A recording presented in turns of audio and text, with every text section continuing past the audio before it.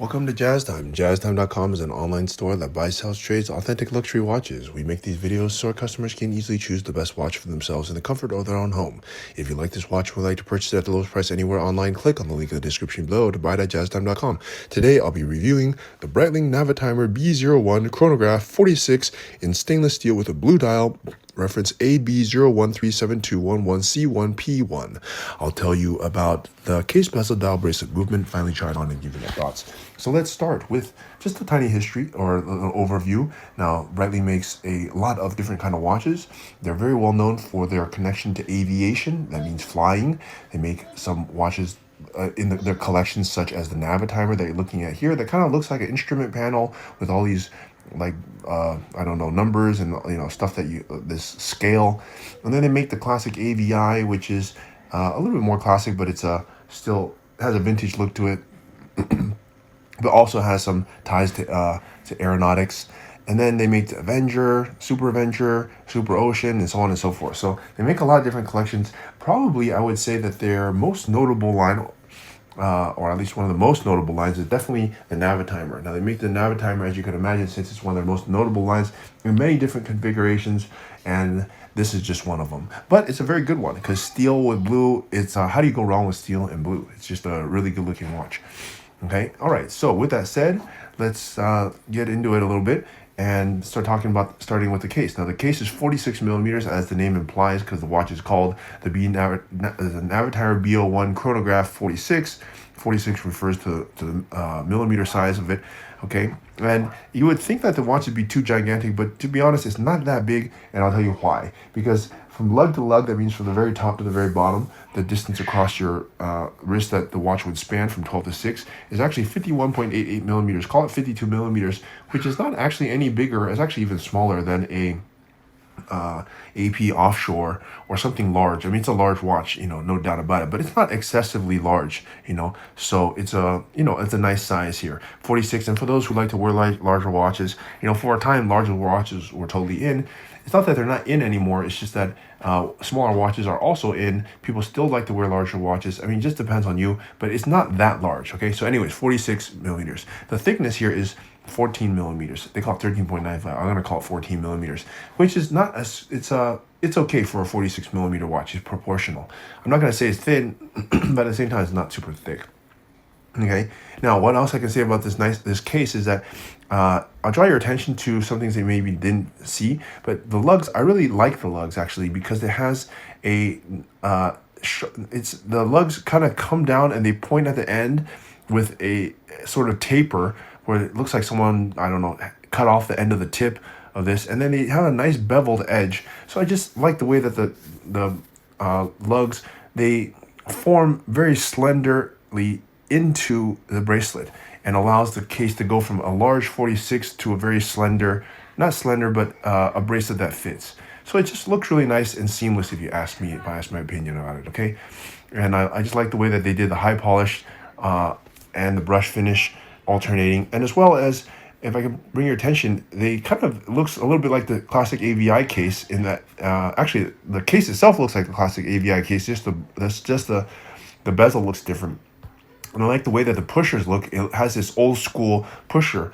Sometimes companies make these fancy pushers, but in the old days, they just did these really classic pushers, just simply a button like this. And to be honest, it is kind of a nice way to display the button. You don't need to do all this fancy stuff on it. And I think they really hit it right on this one. Okay, that is the case at 46 millimeters. Let's move on here to the dial.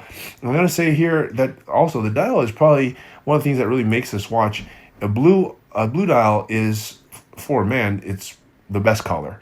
And putting a blue dial on a steel watch with these contrasting subdials. Now, they made some other versions before that subdials didn't contrast, but when you contrast the subdials with this silver dial and sort of put a ring around the subdials with this silver inside it, it just really makes the watch look really stand out. And what I can also tell you is that, it is larger, but check this out. Not only is it a chronograph, on the Rolex chronograph, the Daytona, they actually do less than this.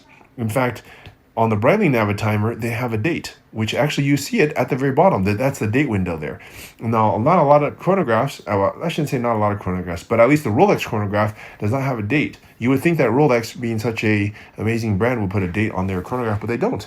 So Breitling has actually put a date on their chronograph, which is often the number thing that we need, because we often forget what date it is. In fact, I don't even remember what date it is today. So it's pretty helpful to have it there. And I really like that. And they put it in an area that doesn't make, I think it's actually an ingenious way to put it, right at the 6 o'clock, so it doesn't take up any more real estate on the dial and make it look, asymmetric. If they put it at the 4 o'clock, it might have made it asymmetric. So it looks pretty cool, all right? And it has pretty useful. Now, of course, you see all this like stuff on here that says not 35 stat, whatever all this stuff is.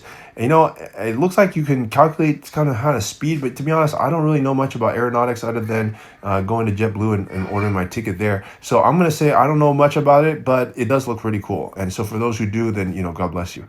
Okay, now let's move on here to the strap. The strap, now it comes on, it can come on a pretty much any strap you want. If you want to put it on a alligator strap, they have that. They even have it on a metal bracelet. You can put it on a canvas bracelet, and so on and so forth. So that part is really cool thing about Breitling, that you can mix and match the straps. They do actually a really great job on the straps.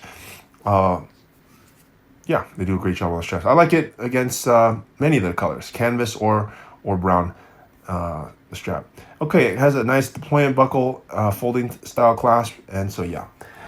Okay, let's move on. And the lug width is 24 by 20, means 20 meter at the pin or at the buckle, and 24 at the top. Okay, and let's move on to the movement here. It's a Breitling B01 manufacturer, and really cool thing I like about this watch as well is that you can see the movement. And it has a really cool looking cutout rotor. The cutout rotor is actually quite nice, so you can see it. And yeah, has a power reserve of 70 hours. Okay, now time to try this watch on my wrist and give my thoughts. And I think Navitimer is Breitling's premier line, and I really like it. Steel and blue is really rugged. Looks really badass watch. And check this out. The retail price is $9,900, and you can buy it at jazztime.com for a fraction of that. I think we're selling it for like, I want to say $5-6K, something like that.